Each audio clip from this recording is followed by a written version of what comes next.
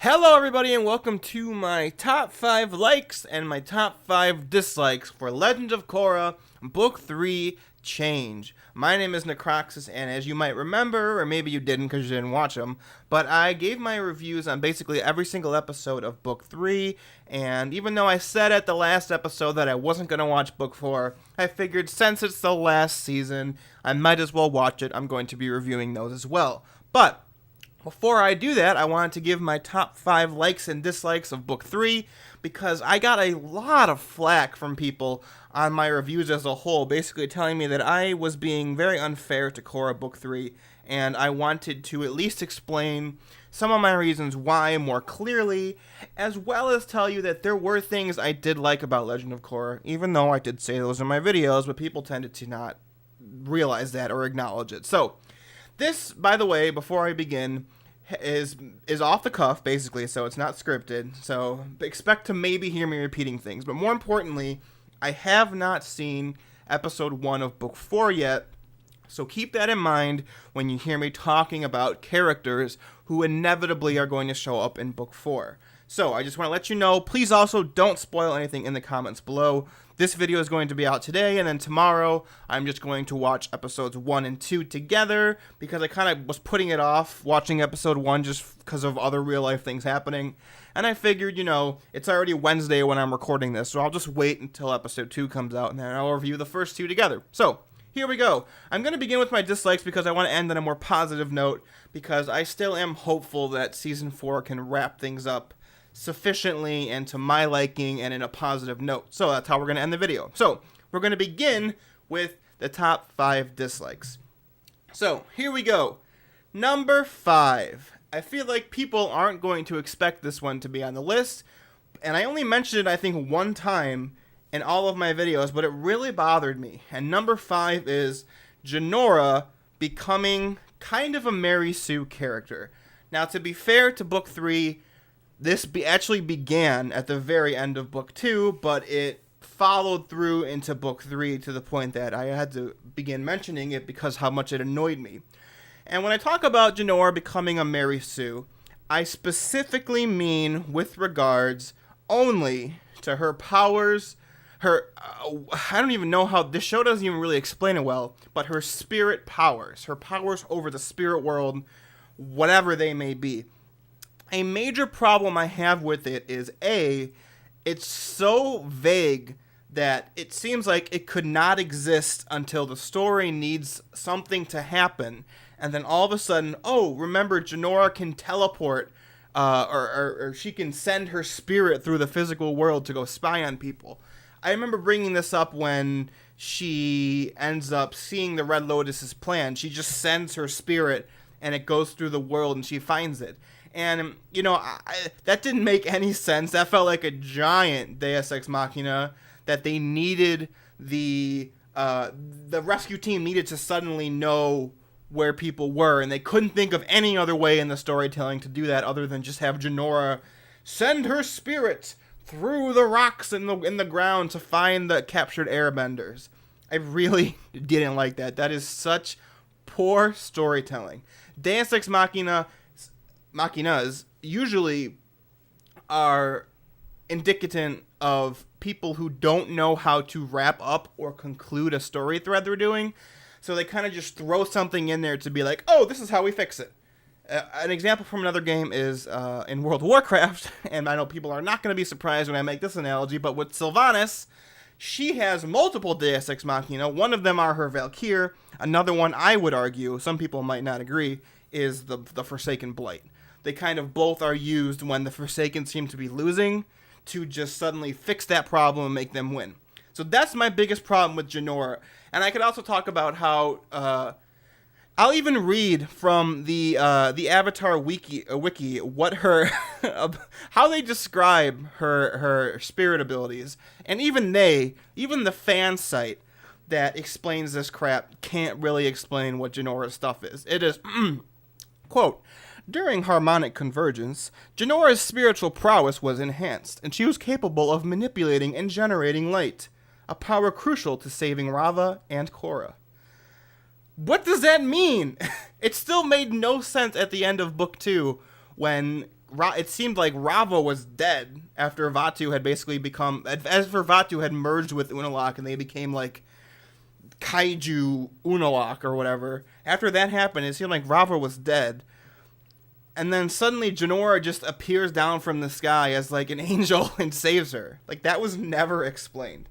And this ties into my problem with that. So, otherwise, I really like Jinora as a character, which is why this is only number 5 on my list. I like everything else about her except one other thing, which we'll get into later on. You could probably guess what it is. But besides this energy bending thing, as well as something else, I really like Jinora as a character. And I wish they would just stop mentioning this energy stuff, because not only does it make no sense, not only is it not explained, but it's really lazy storytelling. So, number 5, Jinora kind of becoming a Mary Sue, and I wish they would stop it. Number 4, and I feel like people are also going to be surprised at this one, but they're going to be surprised at how low it is on the list. Number 4 is lava bending. And I know, I bring up lava bending all the time. And I did say in my videos that once they explained lava bending, I would stop bringing it up. Well, I lied. And my reason for lying is because I don't feel like the way in which they described or defined lava bending in Korra makes sense. Not only does it not make sense, it clashes with previously established lore. And what I'm talking about is before we learned that Ghazan could lava bend as only an earthbender, lava bending was defined by the lore of Avatar, the universe, not Korra, but this happened in The Last Airbender. It was defined as a combination of fire and earth, and therefore only avatars could lava bend. And we see it happen, I believe, 3 times in the first series. They show an unnamed fire avatar using lava bending to erupt volcanoes. They show Avatar Kyoshi using lava bending when they explain her little story where she cuts off her peninsula, that there was strife between the two groups of people. She used lava bending to cut off a peninsula from a piece of island. And also Aang lava bends when he's practicing with Katara, I believe, in one of the temples. And then, so the lore had already established what lava bending was. And then we cut to Korra, where I feel like, and I mentioned this as well in my reviews, I feel like they made lava bending a thing just to be like, look how cool this is. And I don't necessarily have a problem with them doing that in general, but not if they're kind of retconning lore that they already established. And I feel like a big counter that I get whenever I bring up lava bending is, oh, lava bending is just phase changing in the same manner in which water benders can phase change water into ice. I hear that all the time whenever I bring this up. My biggest problem with that, and my counter to it, is every single waterbender can ice bend. We have not seen a single waterbender in the Avatar universe that cannot also manipulate ice, and that is phase changing. It has been presented just by looking at waterbenders as not being a difficult thing to do, whereas lava bending has been shown to be A, impossible before Korra, and B, apparently only Ghazan knew how to do it as an earthbender. We never heard about this before Ghazan appeared in the lore or in the story. We never hear the characters just on the off chance saying, oh, what is this lava bending? Did he invent it? Because clearly he didn't, or they would have mentioned it in the show, because they have a tendency to mention, when a specialization of a bending is made, they mention who made it. For example, blood bending, they talked about that woman in The Last Airbender, whose name I can't remember. And of course, she might not have made blood bending, but she was the one first mentioned as having a significant force with it. And then they bring that up again, which is why I had no problem with blood bending in book 1 of Korra. The same with metal bending. Toph becomes famous because she invents metal bending. We don't hear anything about lava bending until Ghazan shows up, and it's just kind of like, oh, there's this new thing that apparently has always existed. And then Bolin just randomly ends up learning how to do it at the end of the book. Lava bending doesn't make sense. And only just because the lore has now dictated that it's always been just an Earth thing doesn't mean it suddenly makes sense. Because there's lore that states that it is not what Korra presents it to be. And I guess you could say, well, now it is, but that's my biggest problem. It felt like they brought this up for no other reason than to try and give every single member of the Red Lotus some weird thing.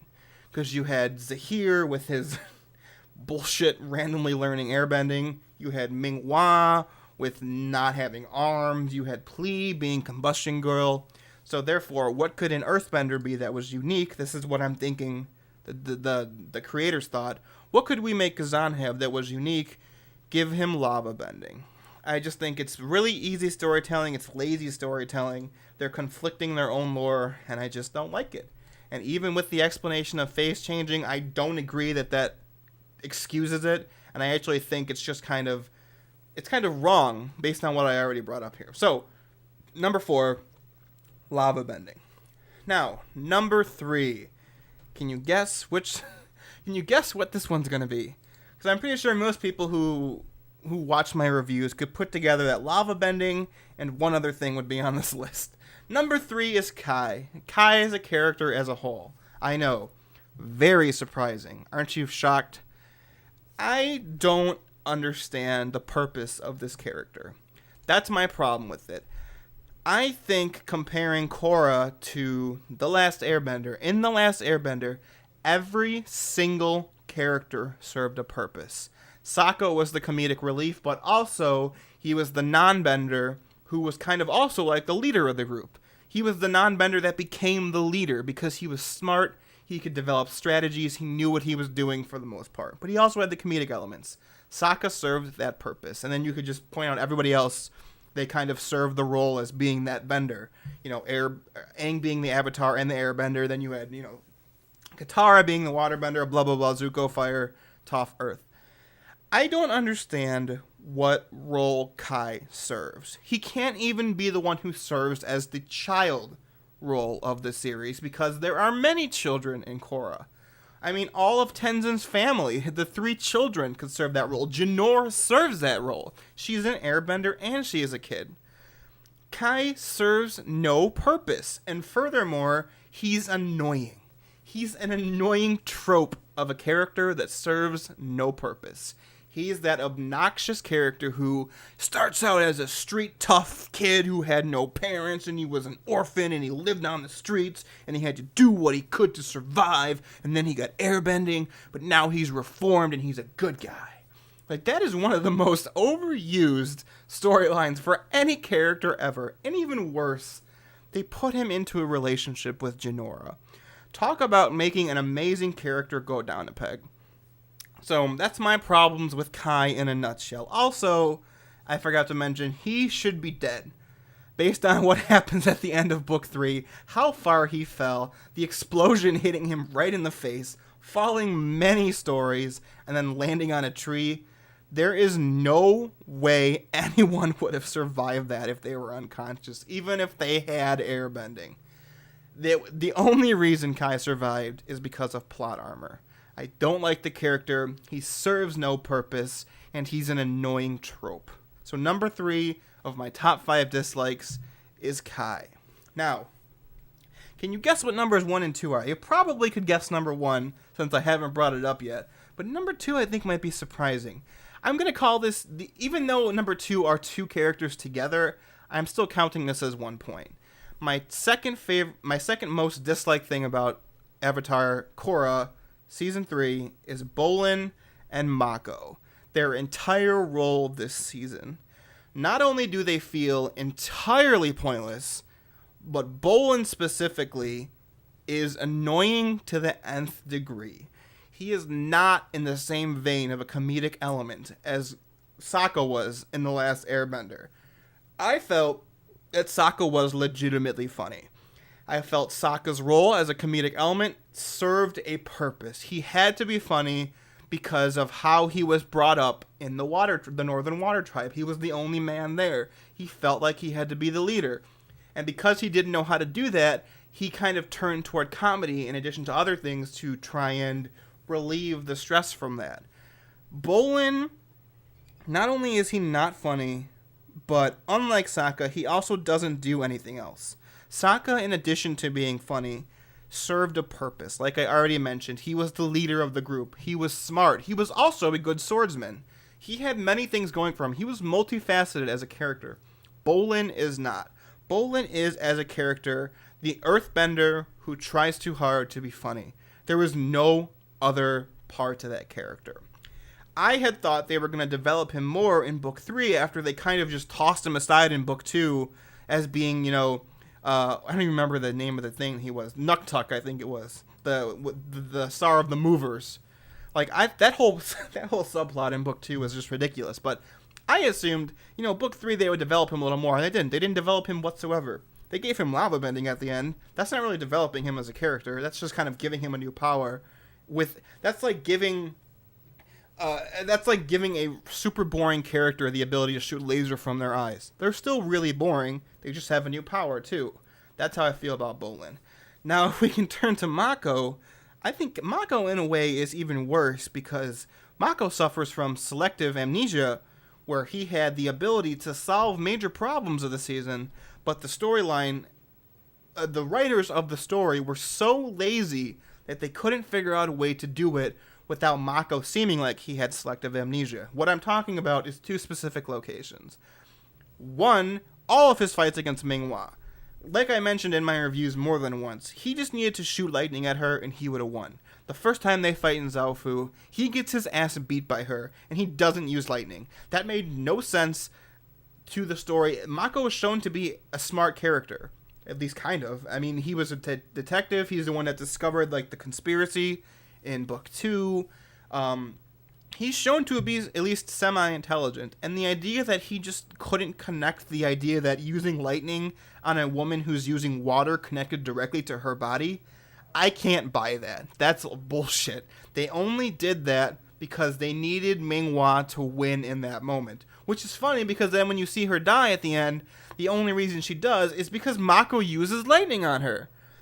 I will continue to say, why did he not do that the first time they fought? They could have just simply made him try to use it on her, and she dodges out of the way and then takes him out. And then they established before she loses at the end that, oh shit, she's afraid of the lightning. So at least that would at least make sense. Another problem is when both of them are in prison, Mako and Bolin, they're in the Earth Queen's prison. And instead of using his fire to get out, he tries to repeatedly convince Bolin to metal bend, who we have not been able to succeed at that whatsoever, to get out of the prison. It's not until the story needed them to escape that he started to use fire to get out. That's, again, poor storytelling. If there's a through line through this top 5, it's that Avatar Korra Season 3 has poor storytelling in almost every single aspect of it. And I can't excuse that for as much as I like the lore of this universe. So that's number 2 on my top 5 dislikes, Bolin and Mako's role this entire season. I also should point out something that I brought up that I still think is absolutely stupid, is the fact that they ended up finding their grandmother and their family, instantly in when they get to Ba Sing Se, despite the fact that they then immediately establish it's super hard to find anybody in that city.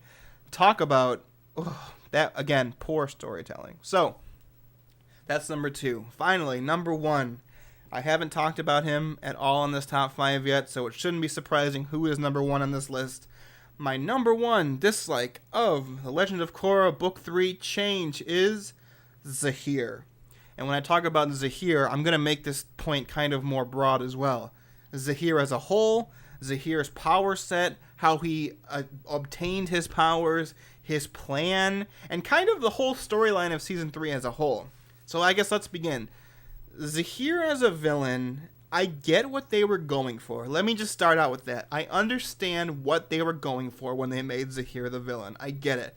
Korra, at the end of Book 2, she opens the spirit portals, harmonic convergence happens, all of these people become airbenders, the vast majority of them are good people morally, and they end up helping to rebuild the Air Nation with Tenzin. I get it. And then I also get that's supposed to be a juxtaposition with Zahir, who was this villain who also gets airbending.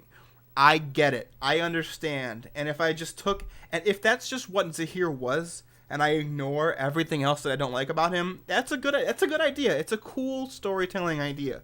But you can't tell me that if you're trying to be unbiased, you cannot tell me that it does not, you cannot tell me it makes sense that Zahir studied airbending his entire life and just so happened to become an airbender after harmonic convergence happens.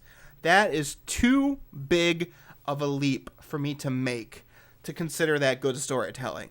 It's not. I am totally fine with him studying Guru Lahima his entire life. I frankly think that Zahir should have been a non-bender. He should not have achieved bending. Again, I get it. They made the Red Lotus team anti-Avatar. I understand. But they made their leader so poorly designed as a character that I feel like it dragged down the entire season as a whole. Him becoming an airbender is stupid. Him doing that while having studied airbending his entire life is ridiculous. The fact that he beats Kaya, a master waterbender, and the child of one of the most powerful waterbenders in the world, Katara, that he beats her when they fight at the air temple is ridiculous. It's absolutely ridiculous. The idea that he becomes so wise and powerful and, cut off from the real world that he can fly. Something that no other character in the Avatar universe can do. Not even the Avatars. The idea that he can do that is ridiculous. They just kept throwing more and more powers at him at the end to make him seem a big threat. That is lazy storytelling. When you take a bad character and you just throw more abilities at them, that doesn't make them a better character. It makes them a bad character who has more abilities. Just like with Bowen and taking a boring character and giving him a new ability doesn't make him more interesting. It just makes him boring with a new ability. So that's Zahir as a whole. That's his powers. Let's talk about the plan of him and the Red Lotus and what they were trying to do. I said in the episode where we learn that they are trying to kill off all the leaders, I said that nobody makes chaos in the world for no reason. Everybody creates chaos to do one specific thing as the chaos is occurring. And I remember bringing up the old gods and Littlefinger in this regard. And I said the old gods, they create chaos because as things become more chaotic, it's easier for them to break out of their prisons that the Titans made for them and then rule Azeroth once again. They had a purpose. They created chaos to do this. Littlefinger creates chaos to rise through the ranks politically and become more and more powerful in that regard. He makes chaos to do this. The Red Lotus's plan doesn't go past making chaos. They want to kill all the world leaders to make chaos. They want to kill the Avatar to make chaos. Sure, you can say they don't think the Avatar is necessary, but that's not a next step after making chaos. That's on the same level of planning as making chaos. Why do they want to kill Korra? What grand purpose could their strategy be after they succeed in killing the Avatar? The story doesn't go beyond that. This is my biggest problem with Season 3, in addition to just Zahir as a thing. The storyline went all over the place. They had 3 distinct, separate storylines going on. They had the rebuilding of the Air Nation. Actually, I guess they would say they had 4. They had the Metal Clan and that whole family drama and shenanigans going on. You had the Red Lotus and their plans. And finally, you had the Earth Queen building her army, which then gets immediately stopped when she dies.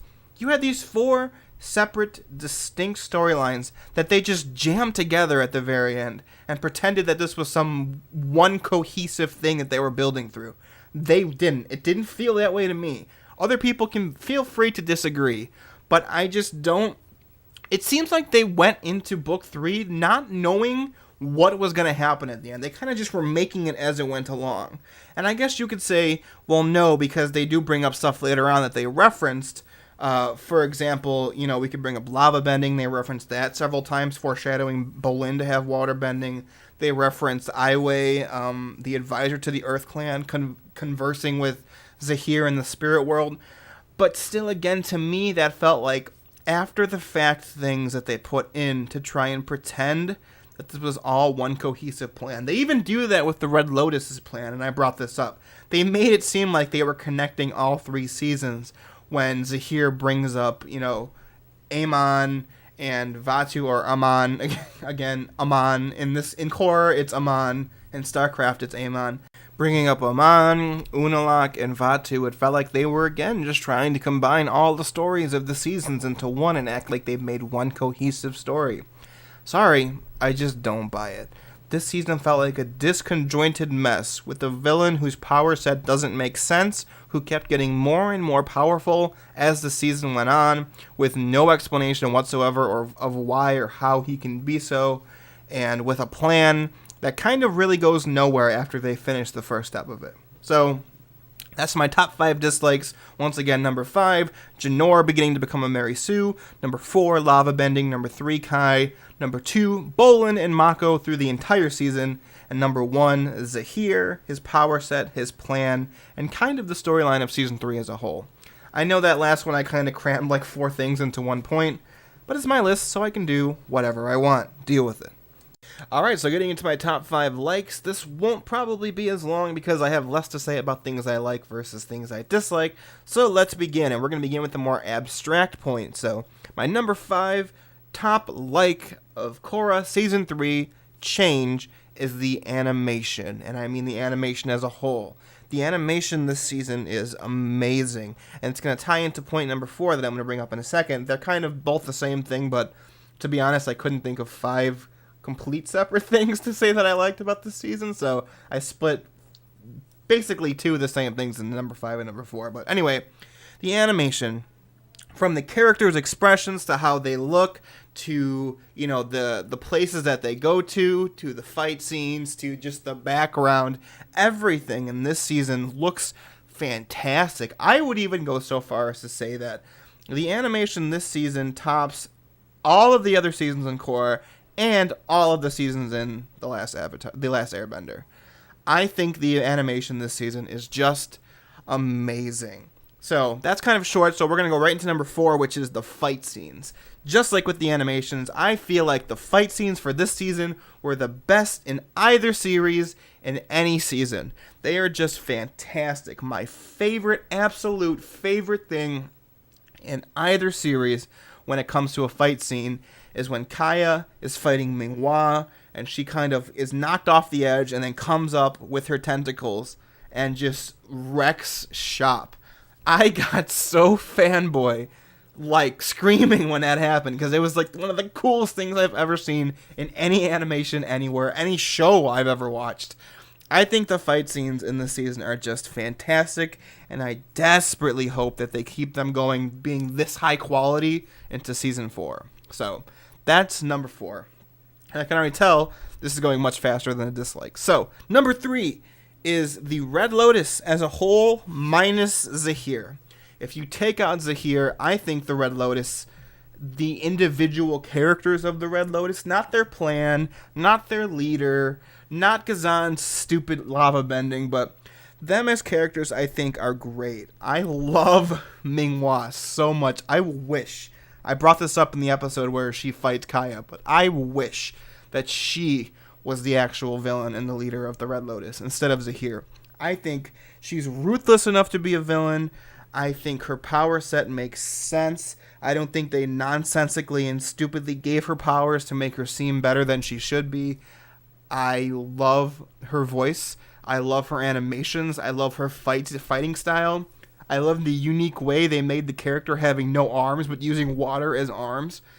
I love everything about Ming-Hua as a character. Combustion girl, whatever you want to call her, I think she's really cool. She's not exactly new or unique because we dealt with Combustion Man in The Last Airbender, but, she was cool. The way she died was super violent, and I was very surprised. This is going to tie into another point later on. I was super surprised they got away with showing that on TV on Nickelodeon. So, Ghazan also, I loved his interactions with Bolin. I loved his interactions with Ming-Hua, the little that they had. And yeah, as a whole, the Red Lotus minus Zahir, A+. Check mark in my book. You were all great, and I'm happy that you were a thing. Number 2, and I think that some people might expect this to actually be number 1, but it is number 2. Number 2, my top 5 favorite things of Book 3 Legend of Korra is, in general, the Beifong family. Lin Beifong, Su Yin, I like Opal, Su Yin's 2 twin sons, the emo metal bender son artist. I think the Beifong family is the best group of characters in this series. Lin is my absolute favorite character. I cannot wait for Toph to be in season 4. She better be in season 4. I was talking about this on MMO Champion, but if they show Toph's body and she's dead already, I will riot and burn down Nickelodeon headquarters, because they've been teasing Toph all season 3, and now they're also doing it season 4 with the trailer that they showed, when at the very end Korra says, Toph better be in the show or I'm gonna kill some bitches. I love the Beifong family so much. I think metal bending is so cool.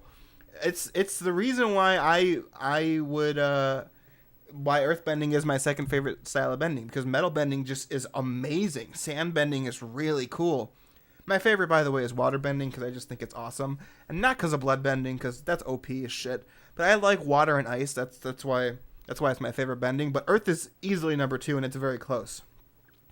So I don't know how much more I can say about Lin. Every episode I covered of season 3 that had Lin in it, I just fawned all over her. I think she's an amazing character. She actually had character development this season, which I can't say about most of the characters in this season. Korra really didn't get any development. Mako and Bolin got no development. The villains got no development. Most of the minor characters got no development. Kai didn't get any development. Well, I guess you could say he got a little bit when he went from the street tough kid to the good-hearted dude banging the chick who's the daughter of her master. But, that's another... We can go back to the dislikes if you want to hear about that. But the Beifong family is just fantastic. They are my favorite characters. I know from the very little amount of research that I did for season 4 that the Earth Kingdom is a big player. The Metal Clan is a big player. Zhao Fu's a big player. Lin and Su Yin, and they are big players. That makes me infinitely happy. So yeah, number 2 is the Beifong family as a whole, going all the way from the eldest one, Toph, all the way down the list to Opal. I think Opal's the youngest. No, the 2 twins are the youngest. Opal's second youngest. Whatever. I love all of them. I think they're all fantastic. So, number 1, top 5 favorite things, Korra, Book 3 Change. Number 1, I don't think a lot of you are going to predict this is what I'd pick. Number 1 is the Earth Queen's death. I was so surprised that they showed someone dying on Nickelodeon, dying by suffocation. They showed literally everything except the very second that she died. They showed her eyes popping out of her head. They showed her eyes straining. They showed Zahir basically laughing as she died after he gave his speech. They showed so much on Nickelodeon that I was legitimately surprised how much they got away with. And this kind of is a good way to segue into not a complaint, but more of a wish. I know Korra is ending after this season, but I really would have liked it if somehow maybe, I don't know, Adult Swim could have picked up Legend of Korra, because I feel like the show is almost there. It's almost there in terms of the violence that they should be showing with the powers that are flying around in this universe, especially now that Bolin is a lava bender. I could argue, I could get the argument of, water and maybe air. It'll hurt you, but it won't do enough damage to where it'll have to be violently shown on the show. But when you're shooting lava at people, you're getting to a point where you kind of need to move away from Nickelodeon so you can show the legitimate damage that lava can do, that lightning can do.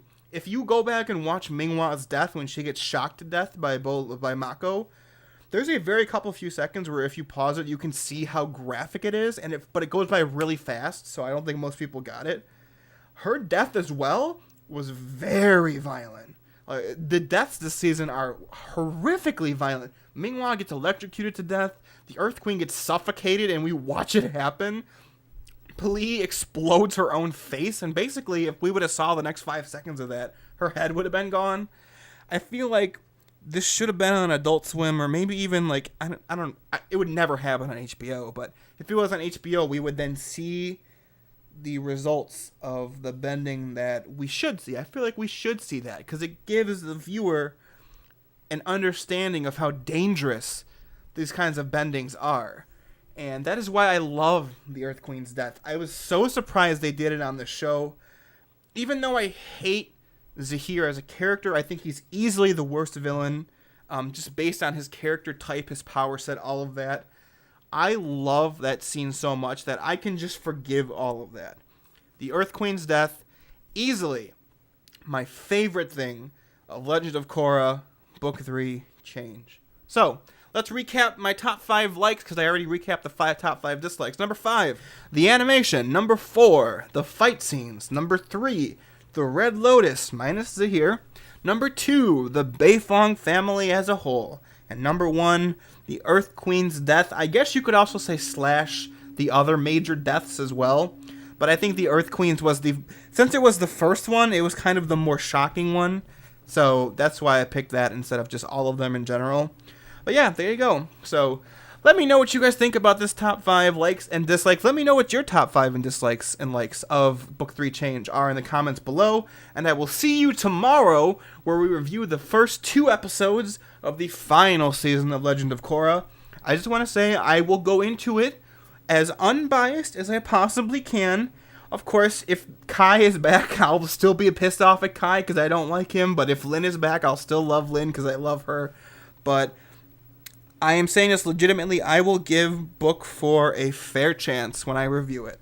I will try not to be biased one way or another going into it. So that's all I can really do. I can't promise that I will. I can promise that I'll try. So thanks for watching, everyone. Thanks for watching this top 5, or I guess it'd be top 10.